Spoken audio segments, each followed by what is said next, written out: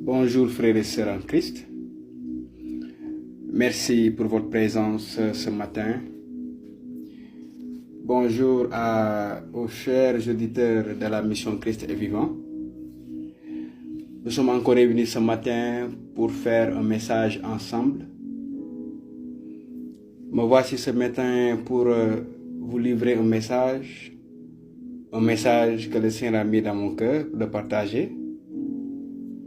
Je rappelle avant tout le thème annuel des MCV. Le thème annuel des MCV qui est la croissance spirituelle dans la connaissance de notre Seigneur et Sauveur Jésus-Christ. Thème annuel des MCV, la croissance spirituelle dans la connaissance de notre Seigneur et Sauveur Jésus-Christ. Le thème d'aujourd'hui est intitulé Avertissement à l'Église. Avertissement à l'Église. Et lorsque je parle ce matin d'avertissement à l'Église, c'est juste un rappel que le Seigneur met dans mon cœur de partager ce rappel afin que l'Église de Christ puisse toujours être en alerte, afin que l'Église de Christ puisse toujours porter attention à la parole, afin que l'Église de Christ puisse toujours prendre conscience qu'il y a des principes qui soutiennent la parole de Dieu, qu'il y a des principes qui soutiennent la vie de l'enfant de Dieu elle-même. Donc, d'où le message de ce matin, avertissement à l'Église. Je vous partage ici, frères et sœurs en Christ, chers auditeurs de MCV. En préparant ce message, je ne dirais pas message, mais en écrivant ce que le Seigneur mettait dans mon cœur, j'ai senti un poids. Et ce poids, c'est ce poids que vit l'Église. Et ce poids, c'est la réalité. Certaines erreurs ou bien certains faits que l'Église est en train de rencontrer. Certains faits que les enfants de Dieu et même des serviteurs ou des servantes de Dieu sont en train de rencontrer. Avertissement à l'Église. C'est notre message de ce matin. Et l'avertissement, je vais le faire ce matin par point. Je vais le faire par point. Je vais le faire par point. Voilà pourquoi je vais vous appeler, chers auditeurs, chers frères, chères sœurs en Christ, que ce soit que vous êtes dans le ministère, tu es dans le ministère, où tu sers le Seigneur, où tu es responsable, ce message est pour toi. Ce message est pour toi, enfant de Dieu. Ce message est pour nous, nous qui sommes enfants de Dieu. Premier point. Le premier avertissement que le Seigneur met dans mon cœur de partager ce matin, c'est de rappeler à son Église que la vie chrétienne est spirituelle. Voici le premier point. La vie spirituelle, enfant de Dieu, elle est spirituelle. Elle n'est pas naturelle. La vie spirituelle, je répète, la vie chrétienne est spirituelle. Elle n'est pas naturelle. Elle n'est pas une vie d'apparence. C'est une vie spirituelle.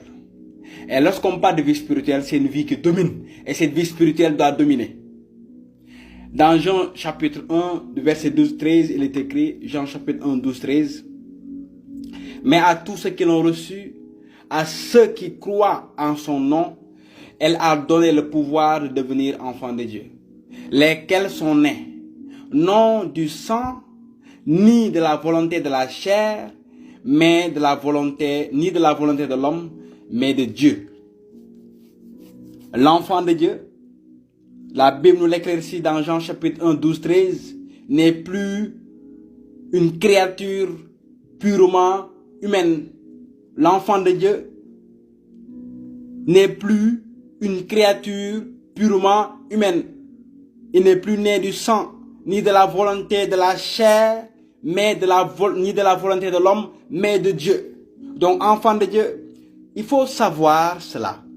Il faut prendre conscience de cela. Tu es spirituel. Frère, toi qui m'entends, sœur, toi qui entends ce message, prends conscience de ça. Tu es d'abord spirituel. La vie chrétienne que tu mènes doit être spirituelle. La réalité, c'est quoi? La vie chrétienne que tu vis, que je vis, que nous vivons, doit être, et c'est une vie spirituelle. En d'autres termes, la vie là, on ne peut pas prendre cette vie telle une vie naturelle, telle une vie charnelle. Donc ta vie chrétien toi qui m'entends, ta vie spirituelle, ta vie en Christ est une vie spirituelle, elle n'est pas une vie charnelle. Jean 3,6 va dire quoi? Ce qui est né de la chair est chair, et ce qui est né de l'esprit est esprit. Donc toi enfant de Dieu, toi chrétienne, tu es esprit. Tu n'es pas seulement charnel. Tu n'es plus dominé par ta chair, mais tu es dominé par le Saint-Esprit. Et voilà pourquoi, lorsque le Saint-Esprit habite en toi, il fait, en d'autres termes, il fait en sorte que ta vie que tu dois vivre soit purement spirituelle et non charnelle. Mais malheureusement, actuellement, nous les enfants de Dieu, nous portons trop attention à l'apparence. Nous portons trop attention à l'apparence. Lorsque je prie, voyez-moi. Lorsque je chante, voyez-moi. Lorsque je marche, voyez-moi. Lorsque je danse, voyez-moi. L'apparence. Or, la vie chrétienne, elle n'est pas charnelle, elle n'est pas naturelle. La vie chrétienne, elle est spirituelle. Voici le premier avertissement que le Seigneur met dans mon cœur afin de partager à son église. Il me dit de dire à l'église, dis-les que la vie chrétienne est spirituelle. Je ne parle pas de moi-même ce matin. Je parle de la part de l'Esprit de Dieu. Donc toi, enfant de Dieu, prends conscience de ça. Ta vie n'est pas charnelle, ta vie n'est pas purement naturelle, ta vie doit être spirituelle, conduite par l'Esprit. Et pourquoi la Bible nous dit, marchons selon l'Esprit? Marchez selon l'Esprit. Si nous vivons par le Galates 5, si nous vivons par l'Esprit, marchons aussi sous l'impulsion de l'Esprit. Et pourquoi la Bible nous dit cela? Parce que c'est la réalité. Ma vie spirituelle, ma vie, elle est d'abord spirituelle. Ma vie chrétienne est d'abord spirituelle. Avant même que l'on parle de spirituel, la vie en tant que telle est spirituelle. Donc, premier point, enfant de Dieu, prends conscience de ça. N'oublie jamais ça. Ta vie en Christ, c'est une vie spirituelle. Prends conscience de ça. Deuxième avertissement que le Seigneur a mis dans mon cœur de partager à l'église. La vie de foi n'est pas un jeu. Je répète toujours. La vie de foi, voici le second point. La vie de foi n'est pas un jeu.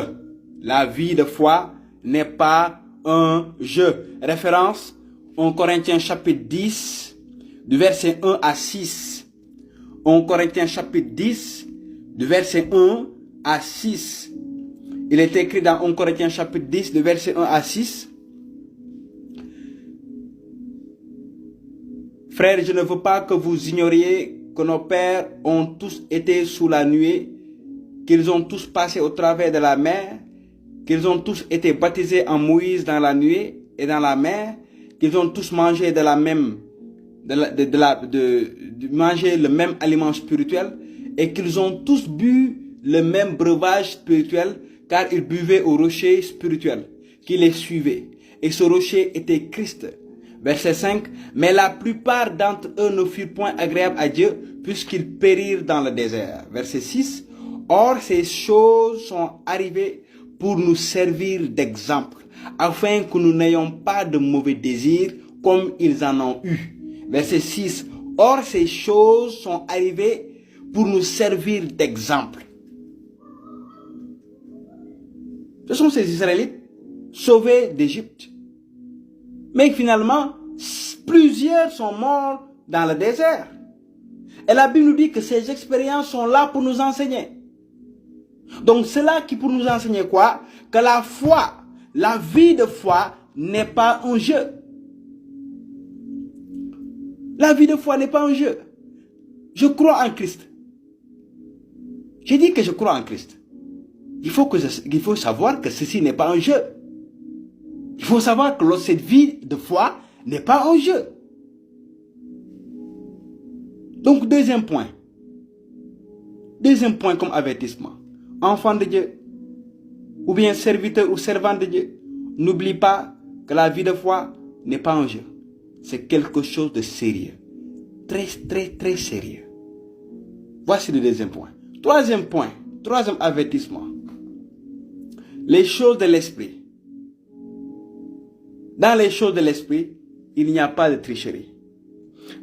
Je répète, troisième avertissement. Dans les choses de l'esprit, il n'y a pas de tricherie. Frères et sœurs en Christ, il n'existe pas de tricherie dans les choses de l'esprit. Galates 6:7 nous dit quoi? On ne se moque pas de Dieu. L'homme récoltera ce qu'il aura semé. Qu'est-ce que tu as semé? Dans le secret, qu'est-ce que tu as semé? C'est ce que tu vas récolter. Tu peux faire apparence, mais ce que tu sèmes dans le secret, c'est ce que tu vas récolter. Galates 6:7. On récolte ce que l'on a semé. Et qu'est-ce que tu as semé, frère? Sœur, qu'est-ce que tu as semé? Serviteur de Dieu, qu'est-ce que tu as semé? Servant de Dieu, qu'est-ce que tu as semé? Responsable, berger, prêtre, pasteur, prophète, qu'est-ce que tu as semé? Ce que tu as semé, c'est ce que tu vas récolter. Il n'y a pas de tricherie dans les choses de l'esprit. Car ce que l'on sème dans l'esprit, c'est ce qu'on récolte. C'est ce qu'on récolte. Et pourquoi Ephésiens 6 nous dit quoi? Car nous n'avons pas à lutter contre la chair et le sang, mais contre les dominations, contre les autorités, contre les princes de ce monde de ténèbres, contre les esprits méchants qui sont dans les lieux célestes. D'après même nos ennemis, il faut savoir qu'il n'y a pas de tricherie. Car nos ennemis sont spirituels, purement spirituels. Purement spirituels. Quatrième point. Quatrième point. Quatrième avertissement.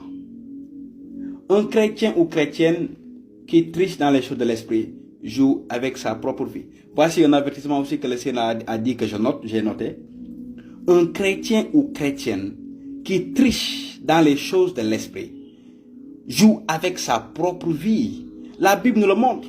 Nous avons vu l'exemple d'Ananias et de Saphira. Dans Actes chapitre 5, du verset 1 à 11, ils ont triché. Ils ont essayé de tricher dans l'esprit. Ils ont essayé de mentir au Saint-Esprit en dérobant une partie de leur propre argent qu'ils ont vendu. Mais nous avons vu qu'Ananias et sa femme Saphira sont mortes sur place. Qu'est-ce qu'ils ont fait? Ils ont triché. Ils ont essayé de tricher avec le Seigneur. Ils ont essayé de mentir. Actes chapitre 5, 1 à 11. Et cela nous apprend qu'on ne peut pas tricher. On ne doit pas tricher avec le Seigneur. Parce que l'on récolte ce que l'on sème. Ananias et Saphira ont semé le mensonge. Ils ont récolté la mort. Ils ont récolté la mort.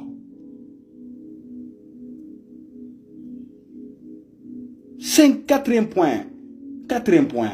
Un chrétien ou une chrétienne qui triche dans les choses de l'esprit joue avec sa propre vie. Donc, enfant de Dieu, chrétien, chrétienne, si tu te dis que tu es en Christ, tu aimes Jésus-Christ, tu as laissé toutes les choses mortes, les choses du monde, les fétiches, je ne sais pas ce que tu as laissé, le péché du monde, les choses du monde, les désirs du monde, tu dis que tu as tout laissé, alors ne triche plus. C'est un avertissement, ne triche plus. Ne pars pas dans le secret et continue à tricher. Il faut savoir que lorsque tu fais ça, tu joues avec ta propre vie. Qu'on te le dise ou non, c'est vrai. C'est pas l'apparence, c'est pas les prières que tu fais à l'apparence, les gens te voient prier dans les assemblées ou à l'église, que tu es justifié. Non. Ta vie dans le secret justifiera ta vie dans le public. Maintenant, si tu fais semblant dans le public, il faut savoir que ce que tu fais dans le secret, toujours va te rattraper. Et lorsque ça va te rattraper, tu mets en jeu ta propre vie. C'est très dangereux. Je disais ça la fois dernière à des frères.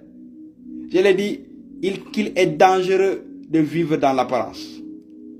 Parce qu'au jour du jugement, on va se voir en enfer. On va se dire qu'est-ce que j'ai fait en enfer? Tout simplement pourquoi on vivait selon l'apparence. Voilà pourquoi Jésus va dire dans sa parole, plusieurs me diront en ce jour-là, Seigneur, Seigneur, n'est-ce pas en ton nom? En ton nom? Le Christ va leur dire, éloignez-vous de moi, vous qui commettez l'iniquité, car je ne vous ai jamais connu. Donc ce sont tous ces gens-là qui vivent selon l'apparence. Il faut que je rappelle aussi que le Seigneur ne se répand pas de ses dons. Lorsqu'il te donne, il te donne. Et maintenant la question c'est que tu fais quoi avec ces dons? Tu fais quoi avec cette vie? Et je rappelle toujours ceci, même s'il y a manifestation lorsque tu pries, cela ne justifie en rien. Cela ne justifie en rien ta vie spirituelle, ton intimité. Car le Seigneur ne se répand pas de ses dons.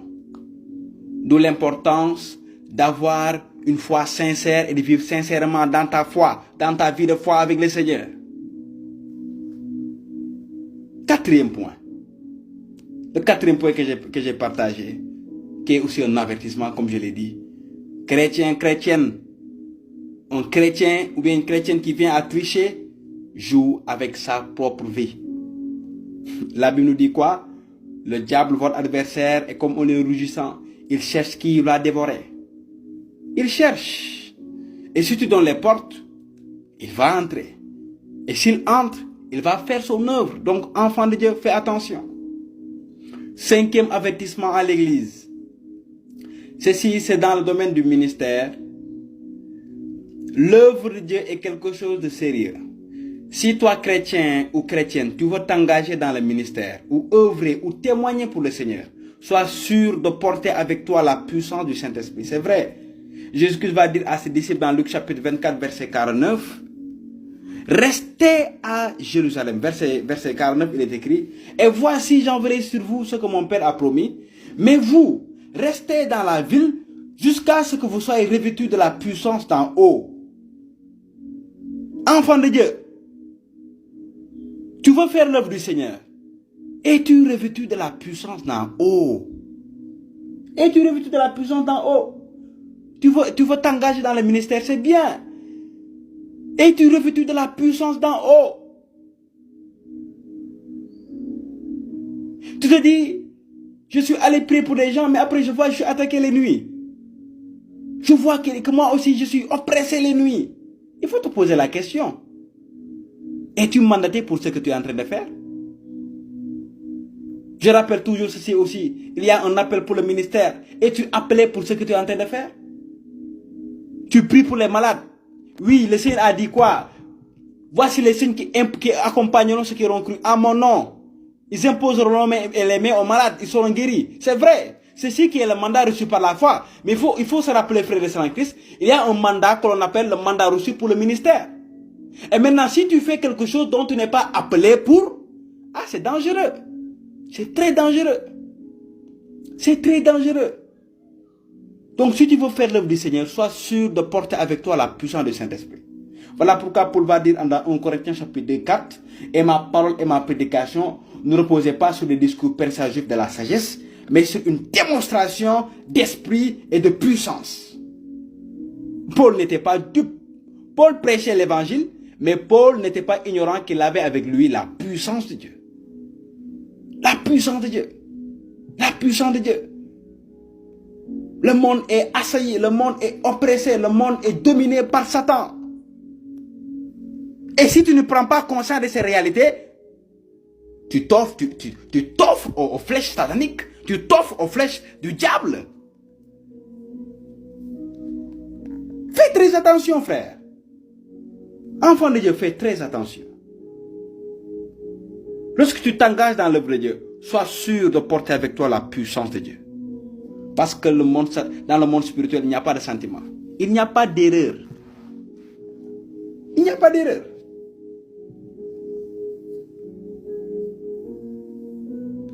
Il y a un appel pour le ministère, comme je l'ai dit. C'est vrai, il y a un appel pour le ministère. Il y a un appel pour le ministère. Beaucoup ne veulent pas entendre ces types de... C'est vrai, il y a un appel pour le ministère. Tout le monde n'est pas appelé au ministère.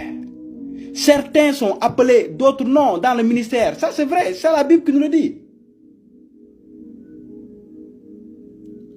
Et j'envoie un message maintenant pour les bergers, les pasteurs, les responsables d'église, les membres du noyau qui sont dans les assemblées. Ceci c'est pour vous. Bergers, pasteurs, responsables d'église, n'exposez pas les enfants de Dieu aux flèches de Satan. N'exposez pas les enfants de Dieu aux flèches de Satan. Vous êtes responsables de leur vie respective et vous en rendrez compte le jour du jugement. Vous-même, vous savez que la personne n'est pas prête et vous voulez lui donner des tâches lourdes à porter. Et la personne elle-même n'est pas prête. Vous exposez la personne aux flèches de Satan. Vous l'exposez au lion. Vous l'exposez au dragon. Vous savez que la personne n'est pas prête spirituellement. Alors pourquoi l'exposer? Tu vas faire ça aujourd'hui. La personne n'est même pas prête. Et toi-même tu le sais. Là, tu sais ça, tu vois ça au travers de la personne. Pourquoi l'exposer?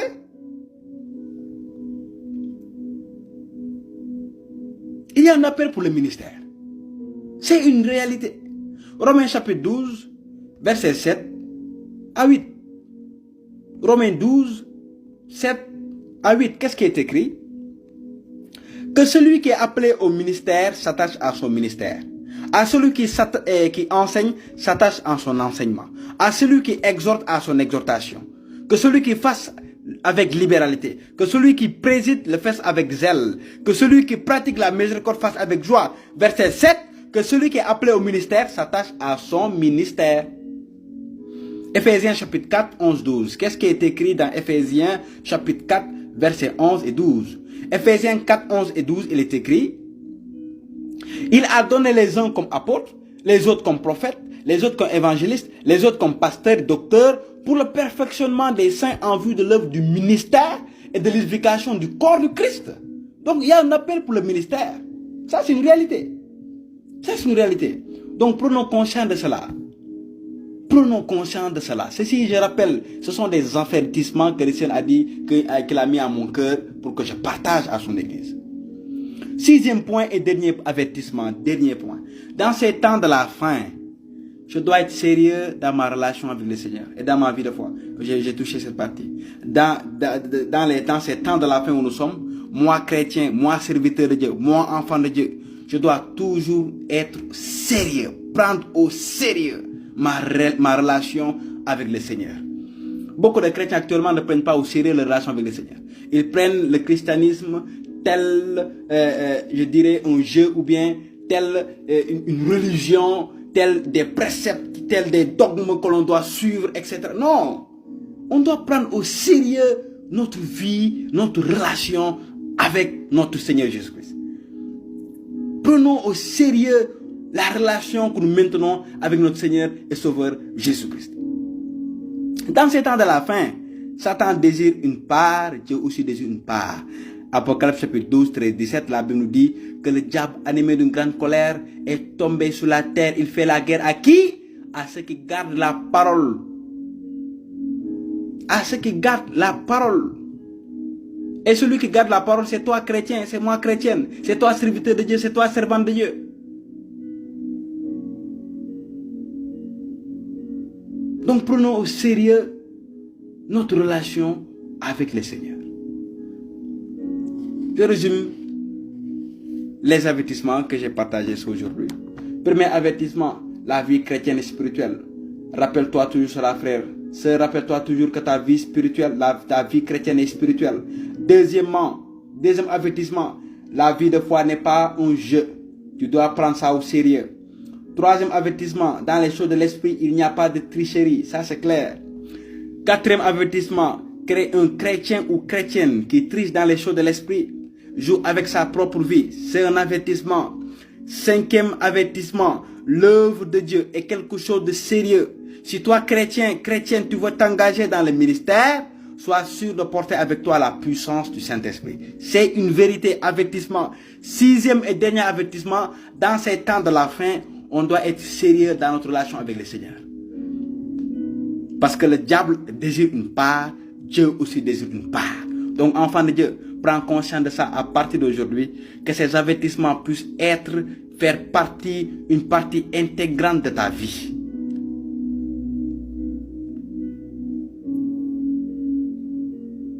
Une partie intégrante de ta vie. Père, nous disons merci. Merci pour ta parole de ce jour, Seigneur. Donne que ces avertissements, Seigneur, puissent être, que nous puissions pratiquer ces avertissements, que nous puissions prendre conscience de ces avertissements, que ton corps, Seigneur Jésus-Christ, soit édifié. Que ton corps, Seigneur Jésus-Christ, soit édifié. Que ton corps, Seigneur Jésus-Christ, soit édifié. Que ton corps, Seigneur Jésus-Christ, soit édifié. Que ton corps, Seigneur Jésus-Christ, soit édifié. Père, nous te demandons au nom puissant de Jésus-Christ de Nazareth, ton Fils bien-aimé. Amen. C'était le message délivré par la mission Christ est vivant MCV. Vous pouvez contacter MCV dans ses différents comptes YouTube, WhatsApp, Twitter, Instagram. Vous mettez tout simplement mission Christ est vivant, vous allez voir la page. Vous pouvez aussi contacter MCV dans ses différents numéros WhatsApp, le 00221 78 370 88 39 ou le 78 174 78 66. Demeurez tous bénis. C'était votre frère Bernard, fondateur de la mission Christ est vivant. Demeurez tous bénis au nom puissant de Jésus-Christ. Amen.